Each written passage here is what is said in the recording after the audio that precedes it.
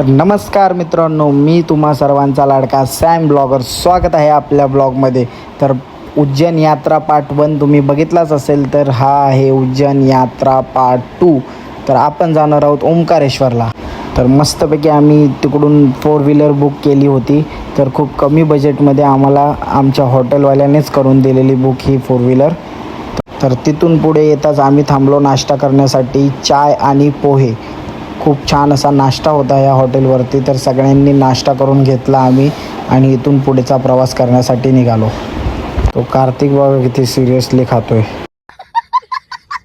तर नाश्ता वगैरे करून आम्ही पुढे निघालो. तर हा बघा मित्रांनो घाट, आणि खूप छान आणि सुंदर दिसत होता.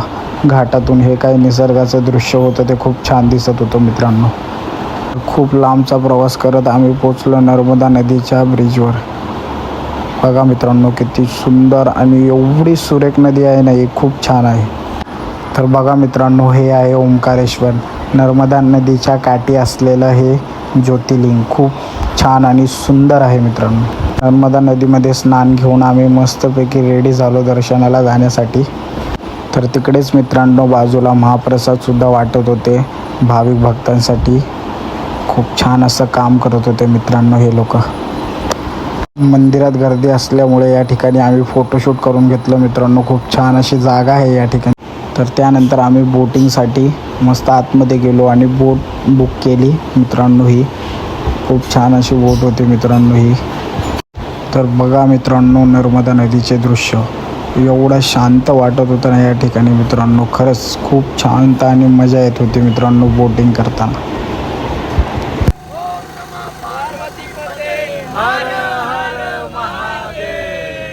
तर या ठिकाणी मित्रांनो तुम्हाला दिसेल हा कावेरी आणि नर्मदा नदीचा संगम या ठिकाणी होतो.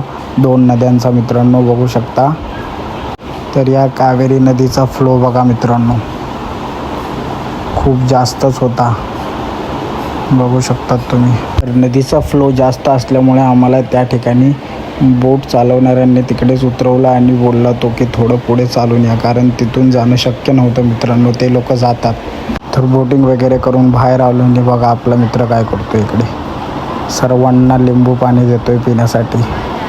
मस्त काम करतोय मित्रांनो या ठिकाणी हा. रुको जरा, सबर करो, बोला धक्का बुक्की नहीं करने का, आराम से लेने का. तर तिकडून मित्रांनो दर्शनासाठी निघालो आणि त्या ब्रिजवरून त्या साईडला जाता वेळेस हे बाबा बघू शकता मित्रांनो कसे वाजवत आहेत. दुपारी खूप गर्दी असल्यामुळे मित्रांनो दर्शनासाठी जाता आलं नाही, म्हणून आत्ता जातोय. पण आत्ताही खूपच गर्दी होती मित्रांनो. आम्ही दर्शन रांगेमध्ये उभा राहिलो आणि खूप गर्दी होती मित्रांनो तेव्हा पण. तर बघा मित्रांनो ओंकारेश्वर मंदिराचं शिखर खूप छान दिसतंय. संध्याकाळची वेळ होती आणि गर्दी पण होती खूप मित्रांनो या ठिकाणी.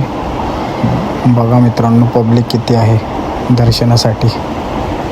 तर फायनली 3 तासानंतर आम्ही मंदिराच्या गाभाऱ्यामध्ये पोचलो मित्रांनो.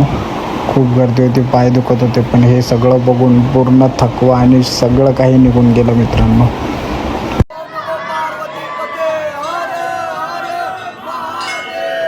तर दर्शन वगैरे करून एका धाब्यावरती आम्ही मस्त जेवण करण्यासाठी थांबलो. आणि खूप छान असं जेवण होतं मित्रांनो या धाब्यावरती. कार्तिक बघा,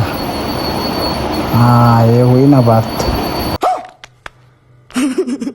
तर त्यानंतर रूमवर आलो आणि डायरेक्ट स्लीप झालो मित्रांनो.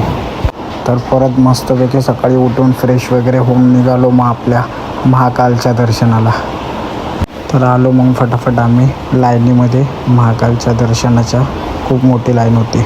तर 1 तासातच आमचं दर्शन झालं मित्रांनो. बघा मित्रांनो महाकालचा दरबार. तर तिथेच त्यानंतर बाजूला असलेलं बडा गणपतीचं दर्शन केलं. हे दर्शन करायला विसरू नका मित्रांनो. इथे आल्यानंतर खूप छान आणि शांत वाटेल. त्यानंतर मग आम्ही इकडची पाणीपुरी टेस्ट केली. तर खूपच छान आणि मस्त होते मित्रांनो. पाणीपुरीचा टेस्ट एवढा सुंदर होता ना, खरंच मित्रांनो या ठिकाणची पाणीपुरी नक्की ट्राय करा. तर त्यानंतर सगळे रूमवरती आले आणि आपल्या मुंबईला जाण्याची तयारी करून घेतली मित्रांनो सगळ्यांनी.